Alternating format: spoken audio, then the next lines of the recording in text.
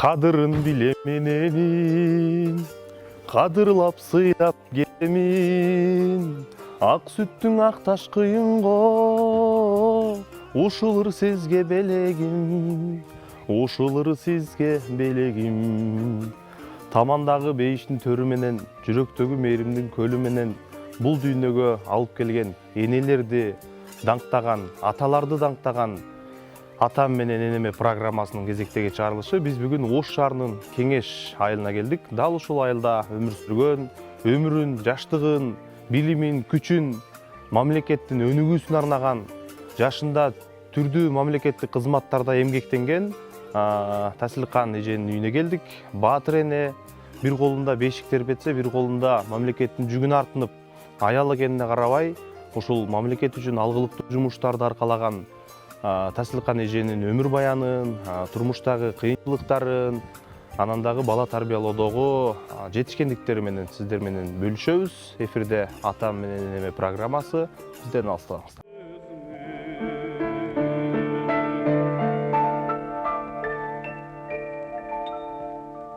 Менин эрким жолдаштыкка беттесе, начар элем айтпас элем сезбесем, ичим жаман туз куйгандай ачышат, бир окуган курбуларды эстесем. Естен кетпек дар бир жаштын күлгөн ай, естен кетпек окуучулук күндөр ай. Uykumdan serpilgende alыс şaxtar, ayıldın aktandары eske gelir. Yolunun boz şandar gözden uçur, gömülüm öskün жерге демериле. Урматтуу көрүүчүлөр, биз ушул Тасилкан энебиздин жанына келдик. Өзү жашаган үйүнө мындай өзүңүздөр көргөндөй баардык нерсени колго жасап, азыр Кеңеш айылынын мындай кадырлуу карысы болуп, эл башкарып учурунда азыр калктын сүймөнчүлүгүнө ээ болуп, аларга акыл насаатын берип жүргөн энекебизден маек алып беребиз. Демдеп отурасызбы эне? Ден соолугуңуз жакшыбы? Рахмат уулум, рахмат. Жакшы, ден соолукту Аллахым берип атат. Жакшы жашап атабыз мына. Эки кылымды аттап койдук да биз. Эми мен ошо төрөлгөндөн баштап эле ушу элди сактап калсам деп врач болгум келет эле, окуп жүргөн. Биз пионер болгонбуз, комсомол болгонбуз, коммунист болгонбуз, баары немени аттап өттүк. Анан кийин биз 70-жылы 10 классты бүтүрдүк Кеңеш орто мектебинде. Бүтүргөндө бизге директор болуп Хамирахан Каримова деген аял эжекебиз келди. Келгенде айтты, мен деди поликлиника салам, больница салам, мен өзүмөн кадр чыгыш керек деп биздин Кеңеш орто мектебинен 5 кызды тандады, отличный кыздар. Анан мединститутка апарып аркабыздан барбай койду, анан бизди жыгытып койду. Подкурска жазылгыла дейт, жазылбадык, анан жыгытып койду, анан келе бердик. Келгенден кийин анан ушу врачтан көңүм суу, анан торговый техникумга тапшырып, торговый техникумду бүттүм, завмак болуп иштедим. Анан кийин 2 балалы болгондон кийин бухучетту окудум, бухгалтерский 1 жылдык орус группаны окуп, 80-жылы мал чарбасына хозрасчетный бухгалтер болуп иштедим, садоводстводо иштедим, параллельный магазинде калып бардым. Ошентип 8 уулду тарбияладык. 8 uuldu tarbiyalap, balаны tarbiyalaganda dagы төрөлгөндөн баштап эненин ичинен тарбиялат экен балачы. Ошондуктан эмне үчүн анткенибиздин себеби эне туура тамактанса, туура иштесе, туура жүрсө, балага ошол таасир этет экен да. Анан 8 уулумду тарбияладым, балдарым жаман чыккан жок, баары жакшы чыгышты. 5тен уйду саап, филяк сармайларды жасайт элем. Баягы биз эми сармайдан башка майды билбейт элек да ал мезгилде. Ичкенибиз айран, сүт, жарма. Ошол мезгилде опшу оору жок эле. Анан балдарым мен ушу товарлардын баарын мындай абышкам неме таш минет эле да. Товарлардын баарын Ош райпыдан алып келет элем, импорттун баарын сатам. Дос ошончо шаардан достор келет, уйларды сайт, ысык нанды жаап берип койсоң, бир чарада мычкыманы кылат. Балдарым сүйүнөт, әшенелерим келди, биз сүт тартпайбыз, уй саабайбыз деп. 5тен уйду саап, нанды жаап, нанды түнү жаап, түнү кир жууп, ошентип ушу 8 баланы тарбияладым. Ал мезгилде памперс каякта, жалаа каякта, ползунка каякта. Жок. Эрте менен турабыз, 5ке бөлөйбүз. Обедте бир чечебиз, кайра бир. Азыркыларыңа мына азыр 7 келиним бар. Бир балам эми 2006-жылы Аллага керек экен, Эсенбунун альфасында террористтерди кармап машина жарылып өтүп кетти. 81-жылкы балам. Азыр 7 келиним бар. Азыркы келиндерге бешик алып келсе, башы чайкалып калат, башы жалпайып калат дейт. А биз жалпайбай эле ошончо баланы тарбиялап чоңойтуп келиндерге берип койдук го. Ошол балдарыбыз акылдуу чыкты. Баары балдарым мамлекеттик иштерди иштешет, кызмат кылышат. Кызыл диплом менен бүтүшкөн. 8 уулду тарбиялап чоңойттук. Мына баатыр эне болдук. 90-жылы элдер мен унга кетип калдымын. Бир маалда кара сууга барсам эле комендант час болуп калды. Анан келдик, келсек буга жанака 2 машина алып келдим эле, бир тилешкени алып калды. Ошондон согушта дагы биздин жапалак Оштун жүрөгү деп жапалактыктар, тамак аш, бу магазинден бар продукта ошо биз тейлеп турганбыз. Ошон үчүн эл баатыры деген дагы орденим бар, алгам. Анан эми баягы эл башкарып, ушул элдин кызматында жүрүпсүз да. Анан бир колуңузда бешик, бир колуңузда мамлекеттин иши, аял кишиге кыйын эле болсо керек бул. Аял кишиге кыйын эле болот, бирок түгөйүм дагы жакшы адам эле. Мен менен тең-метең жардам берет эле, тамакты өзү жасап коет эле, балдарга жардам берет эле, тамак ашты жасайт эле. Мен чуркасам чуркап, жүрсөм жүрүп, анан биз ошентип сагмак болуп жүрүп, 96-жылы бар жок неме сатылып, акайып бар жок кылган магазин сатып алдым.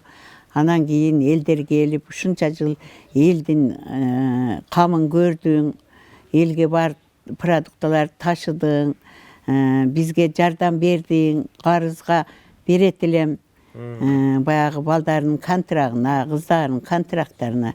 Эми сен эл башы болуп иштеп бересиң деп 96-жылдан анан эл башкарып, үлүштөрдү бөлүп, 100 гектарлап кайрак үлүштөрдү, тилешке болобу, ат болобу, машина болобу, чалдар менен, балдар менен чыгып иштедим. Ошол мезгилде биз иштеген маалда эл башы болуп иштегенде 400 сом айлык эле, 400 сом.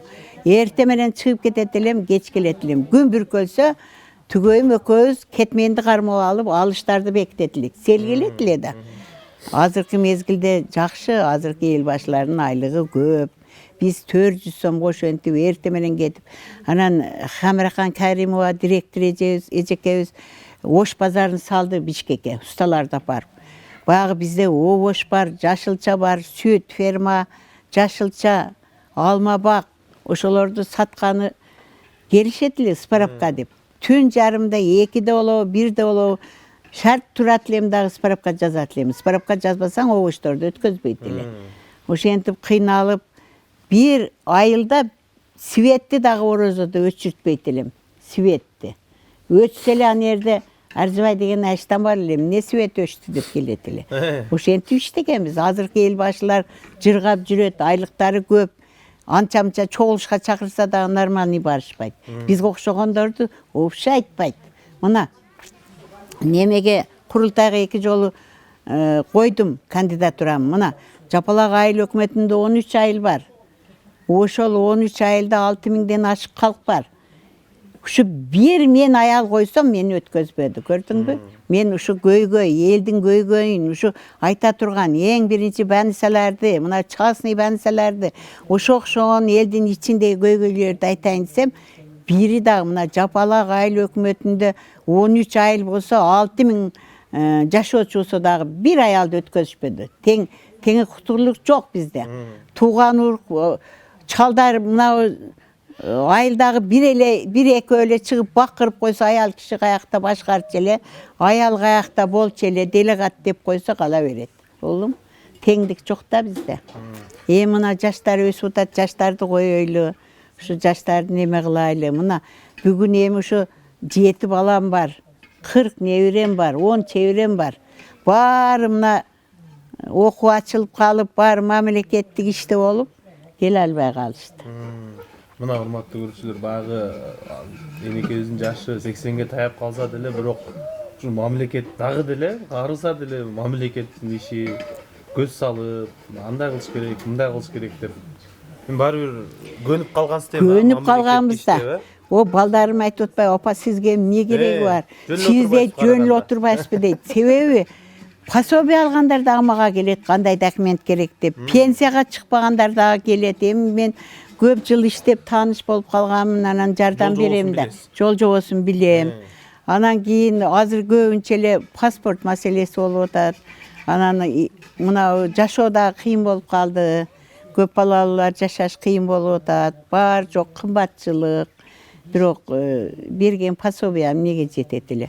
Анан паспортторун алып берем, эл баатырына барып чыгарып берем. Мен келиним 6-чы келиним, 7-чи келиним коем. Бириң баатыр эне болду атып 7 балалуу болду. Эми быйыл баатыр энени алат. Немени 6 балага былтыр алып бергем, эне даңкты. Калгандары жакшы. 2 келиним 6дан бала, эң немеси 4. Эң кенже келиним 3 баласы бар, жакшы. Мен айтып атам да, төрөгүлө ушулар биз кыргыздар көбөйүлдү да, Кыргызстанды өнүктүрөйлү деп атам. Эң аз неме биз болуп атабыз да азыр. Анан ким багат дейт, ким бакчу эле, Алла багат, мамлекет багат деп. Ошол балам. Ошон үчүн балдарды тарбиялаганда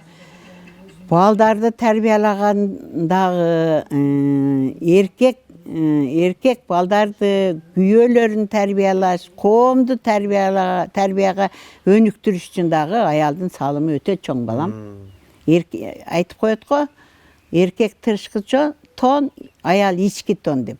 Балдарды дагы, кыздарды дагы баарын аял эне тарбиялаш керек да, улум, эне тарбиялаш керек. Азыр деле үйдө отуруп, жөн отурбай тоокторду багат экенсиз. Анан тоок кушка кандай келип калдыңыз? Тоок кушка ошол 5-6 жыл болду. Мына интернетти көрсөң эле тоок куштарды багат. Анан жумурткаларын көрөсүн. Ошон үчүн анан ушу тоок кушту дагы багайын деп, балдарым алып бер десем, алып берип жардам беришет.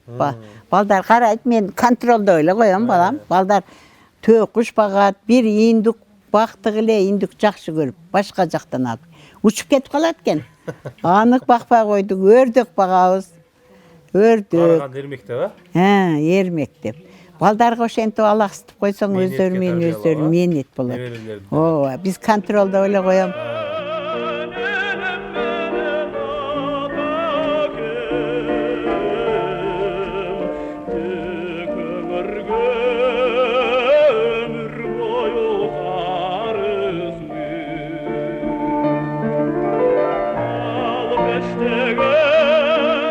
Төшөктөрдөгү оймолор, өзүңүздүн колуңуздан биз мына төшөктөрдү дагы биздин убагыбызда ата-энебиз ушуга турмушка чыгасын дегенсе чыгат элек. Анан болуп коет эле. Болуп койгондон кийин 1 ай 2 ай сурок коет эле. Ошондон анан туш кийиздерибизди тиккенбиз да, жазып дагы тиккенбиз. Мындан жанчы жыл деп. Мынауларды дагы биз эми илгерки чибаркуттар хыбы жакшы да, азыр модага карап эле. Анан баягы айтып калбадыңызбы? Биз ата-энебизди чечип койчу эле, ошол ата-энебиз тиебизин дегенге. Сиздики деле ошондой болгонбу? Ошондой болгон да. Көрүп жүргөн эле адамга турмушка чыккансызбы же ошол той күнү көргөнсүзбү деген? Жок, биз ушул айылда эле бирге чоңойгонбуз. Кайынсиңди менен 10 жыл бир класста окуганбыз. Ол Айшакан болуп, акам менен дос болуп жүргөн. Анан бир маалда эле олордун ата-энеси барса эле ушуга беребиз деди. Биз тийбейбиз десек дагы мени уят кыласыңар. Бир сөздү эки кылбагыла деп койсо калып калат элек да. Ошентип эле жүргөнбүз биз тегеле бир сүйлөшүп, сүйлөшкөнгө тие мындай дебейт элек да биз. Материалдык байлыгына деле карабайт элеңиздер. Жок. Машинасы бар, бүйү барбы да? Биз материалдык байлык эмес. Мен мына азыр мынаяктагы үйдө келгенбиз биз. Келгенде ылай шыбак экен, ылай шыбак. Фундамент куюптур, фундаменттин чукур бойдон. Ошол үйлүгө эле келгенмин. Келип алып анан кийин тажиктер келип үй урат эле. Бир кошунам айтты, мен сарай салам, сен кухня сал деди. Кошунам Бурма деген эжебиз, кошунабыз эле. Анан мен бир комнат эле 4 кылып эле дубал ургузуп, ошол үйдү актап эле, ошо бир комнаттан анан бөлүнүп чыкканбызбы. Бу жерде 4 комнат үйүбүз бар эле, бу жерде 5 комнат. Баягы келиндерим бар, 2 комнаттан чыгат эле да. Бу жерде серибиз бар эле, жык жанатан эле. Тийип турат эле жанатан алып. Анан кийин келиндер ушул үйлөрдөн баары чыгып кетишти. Бул келин менен баланын жашабаганына дагы, кыз менен күйөө баланын ажырашканына дагы эне себептүү. Себеби мына мен 7 келин алдым. Эми бул кыз бала бир чөлкөмдөн бир чөлкөмгө келет, башка үй бүлөгө келет. Ошондо аны үйрөтүш керек да, тарбиялаш керек да. Эгер балам жашасын, кызым жашасын десе, эне катуу туруш керек, эне айтыш керек. Кыз таш түшкөн жерде оор. Түштүңбү, ошол жерден кетесиң деш керек. Мына мен 7 келин алдым, 7 келинде дагы айып жок болот дейсиңби? Бирөөнүн баласы, бирөөнүн колунан келбейт, бирөө кирди чала жубат, бирик тамакты жакшы жасабайт, нан жаппайт, уй сай албайт. Ошого кайнене себептүү. Биз энелер ошо келген келинди дагы тарбиялашыбыз керек. Ошо кыздарды дагы тарбиялашыбыз керек. Сен ошо жерге түшкөндөн кийин чыдайсың. Азыркы балдар, азыркы келиндер мынтет экен. Балдар сүйлөшсө, самолет эмеспи дейт экен. Аэропорттың. Аэропорт эмеспи дейт экен. Неге десе, баары чогулуп ошол жерге келет дейт экен. Андай эмес да. Мына келсе, мына менин келиндерим келет эле, баарыбыз чогуу жашаганда. Баары 6 балам 6 нерсени көтөрүп келип, холодильникти толтуруп коет. Кемчилдик жок, неге аэропорт болот? Тамактар келип турса, ошолорго мен каршымын. Бирок мынабы кийим, улуттук кийимдер, када салттарды биз ушу өзүбүздөн кийинки муундарга калтырышыбыз керек. Балам, мына автобуска чыксаң, бир чачтары сейкелген кыздар чыгат десең, жазып алат саксайтып. Анан мен сурайм: кызым, чоң энең барбы десем, бар дейт. Тайнең барбы десем, бар дейт. Болсо эмне чачыңды жазып жүрөсүн? Өрүп албайсыңбы, же түйүп албайсыңбы? Мурда күйөөсү өлгөндөр чачын жазган десем, индебей калат. Ошо тарбияны, мына тарбиялык сабактарды киргизишибиз керек, ыйман сабагын киргизишибиз керек. Биз азыр энелер катуу турбасак, мына улуттук када салттар да жок болуп кетип атат. Эмне кереги бар? Мына ресторанда койлорду союп бар жок, сойбой эле, улуттук баштагы эле заманды кылып эле, улуттук кийимди кийип барып, анан эле үйдө кылсак боло берет тойду. Бар эле акчаны, азыр кымбатчылык дейбиз, акча көп. Заман жакшы үчүн ушу ресторандарда той кылып атабыз да. Ошон үчүн чачып атабыз. Кече мен бир иним неме алды, келин Бишкектен алды. Барсакчы, бир жылкы союптур. Биз эми 20 кудалар болуп, 20 балдар болуп, 40 адам бардыкпы. Bir жылқыны soyuptur, 5 koy soydu, 5 koy. Bödönön açsan bödönü. Bödönönü pişirip bütün boydan şorpoğu salvap kese biz hem maqtanabız da otağızda. Bödönönü mınanday bödönö jedik deybiz dep. Kantinelerge salып berse da o töküşler jedi. Gördün mü? Isırapkerçilik. Oşon üçün bari mına kalыңды da kıskartışımız gerek. Kada saltарды da kıskartışımız gerek. Kalыңды mına misal üçün kalыңды alat eken biz alıp beret eken, jurkandardı kılat eken. Oşa jurkanга kim jattat azır? Hiç kim jatpayt. Mına men akırkı 8-ci gelinim septeri oşol boyda turat. Onu ap çıkıp jayam, kayra ap kirem. Özdörü Bişkek'e ketken jalan pilet. Hazır emi kızdardı versek dağı, uğuldu üylesek dağı ısırapkerçilikti kıskartışımız gerek da. Oşo biz ona qariyalar oşo el menen жүрüp ыйман сабактарына катышып мектептерде. Ошону biz жашаш керек дейм. Мына жаштар жаштарды айтсаң көнөт. Жаштар көнөт. Ошону кыла турган биз энелербиз балам. Эне мисалы жаштар деп калдык. Эми азыр жаштар баягы сиздердин жаш кезиңиздерде 80-70 жылдары карылар үй дегенде кыргыз улутундагы карыялар дээрлик болгон эмес да.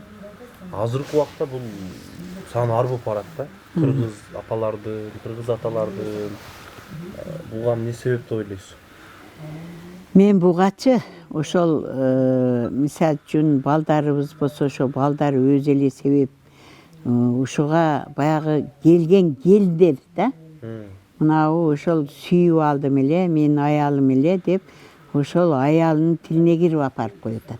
Болбосо бар жок жакшы. Биздин убакта биз мынантип келип ата-энени сыйлаш керек. Боюбузда бар болгондо эң кээп алып өтчү элек.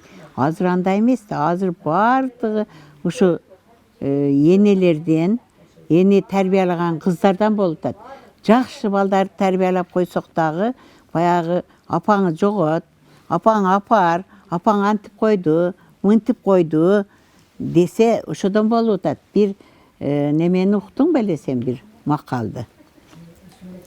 Баягы баласы келсе дагы эле оозу тынбайт экен, Анан келин айтат экен да, сени апаң тег эле тойбойт, бар жокту жеп бүттү. Карыялар үйүнө апарып кой дейт экен.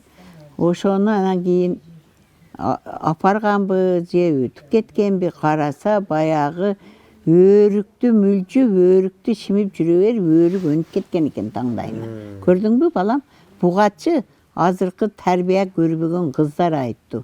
Апаң анандай, апаң мынандай, апаң жеп койду, апаң мынтип койду десе, ошонун сөзүнө кирген эми акылдуу балдар көп, бирок ошо сөзүнө, аялынын сөзүнө кирген балдардан болуп атат бул.